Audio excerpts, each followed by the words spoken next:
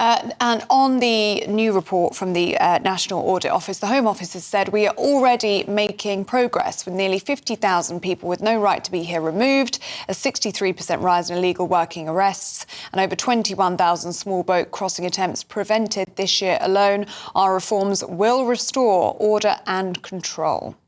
A new chair has finally been appointed to lead the long-delayed national inquiry into grooming or rape gangs. Former Children's Commissioner Baroness Anne Longfield says she will not shy away from difficult truths as she takes on this 3-year investigation. Her appointment comes after months of setbacks, including candidates dropping out and members of the victim liaison panel resigning. We can now speak to former Scotland Yard detective Peter Bleksley on this. Peter, good morning to you. Good morning. It's taken them long enough to appoint someone here. It most certainly has.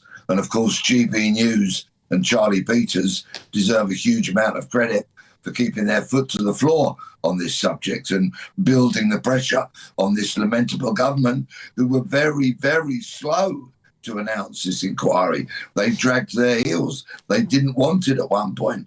But finally, we are here. This inquiry will start next year, and it's a mixture of good news and bad news. The good news being that local inquiries that are going to happen under the umbrella of this overarching inquiry will have statutory powers. So the local inquiries can summons people, compel people to come and give evidence. That's a very good thing. One thing that is a cause of much disquiet, though, is that the inquiry is only going to date back to the year 2000. So anybody who had the huge and awful misfortune to be groomed and raped in the 90s or the 80s is simply not going to see their case covered by Baroness Longfield's inquiry. Using the internet without a VPN, a virtual private network, is a bit like taking to the road without car insurance. All it takes is one unlucky moment to cost you a lot of cash. This video's sponsor is Private Internet Access. They are the VPN to help keep you safe. Click the link in the description below to find out why over 30 million people have downloaded PIA to protect themselves online. A virtual private network is an app that hides your IP address and helps keep your data private. When you're browsing the internet at home, you give up a large amount of data to businesses, to shops, and indeed to social media giants too. Hackers have the ability to steal your personal data with ease, including sensitive information such as passwords, keystrokes, and even your personal photos. Private Internet Access helps protect your personal data by encrypting your internet connection to keep your data out of the hands of cyber criminals. And it's not just hackers either to be concerned about. Information can be censored too. When Canada passed their C18 bill, social media giants decided to ban news content on their platforms. But PIA can protect your ability to consume the news and content you love.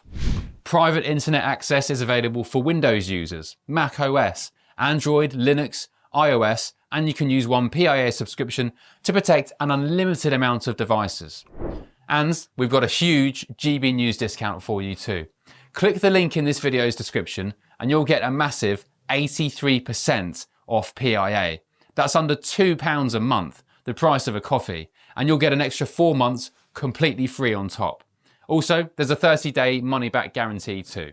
Visit piavpn.com/GB News to start protecting yourself digitally today. Are you satisfied that Baroness Longfield is an appropriate chair for the National Inquiry? Already we've heard from victims and survivors who have walked away from the process, saying that the fact that she's a Labour peer currently sitting in the House of Lords does not give them confidence that this will be independent and impartial. I think there was a very powerful case for bringing in somebody from outside of the UK to basically chair what is, of course, a national scandal of epic proportions. And there is a precedent for this. If we date back to the late 1990s, George Mitchell, who was a hugely respected senator in the United States, came over and chaired the decommissioning inquiry as part of the peace process that led to the Good Friday Agreement. So it has been done before. And I think that possibly would have been a much wider a wiser decision to take. But Yeah. unfortunately, this government chose to basically appoint one of their own, because Baroness Longfield was a Labour peer, and that, of course, has raised a lot of eyebrows. And Mitchell, very, very effective, very, very popular, and he was able to get consensus on both sides, and that's what worked for him. I just wonder, Peter, did you see the head of the Police Service of Northern Ireland yesterday making a statement about MI5 and how Freddie Scappaticci should be named as Stakeknife? Yes, I did. And I thought that Chief Constable John Boucher's performance yesterday was a very powerful and compelling appearance in front of the media, because whilst these matters that surround Stakeknife, of course, date back to the troubles of Northern Ireland, Chief Constable Boucher was saying this has a current impact on trust and confidence in policing in Northern Ireland today. And he was compelling the government to get rid of this neither confirm nor deny stance that they are adopting, and for once and for all confirm the identity of Stakeknife, which will help with legacy inquiries, will help victims who want some form of justice, and will enable contemporary policing in Northern Ireland in 2025 to move on. I thought Boucher was very impressive, as a chief constable, basically telling the government, do the right thing. Yes, absolutely. And beside him, he had Sir Ian Livingston, who had completed the inquiry, and they've worked tirelessly and gathered compelling evidence that the security services, the Army, and the RUC, the Royal Ulster Constabulary, as they were back in the day, all together basically committed some appalling acts which allowed Scappaccini or Stakeknife to go ahead to murder people, to kidnap people, all under the cover and whilst being supported and paid as an agent of the state. It is only right now, I completely agree with the hugely impressive Chief Constable John Boucher, that now is the time for the government to make an exception and put all this speculation to bed once and for all, and help victims of the Troubles get some form of justice. And Peter, just before we let you go, just wanted to ask your thoughts on this blueprint for police reform, talking about the number of police forces being cut and merged together, something like 43 police forces down to 12 mega forces. What do you think of those plans?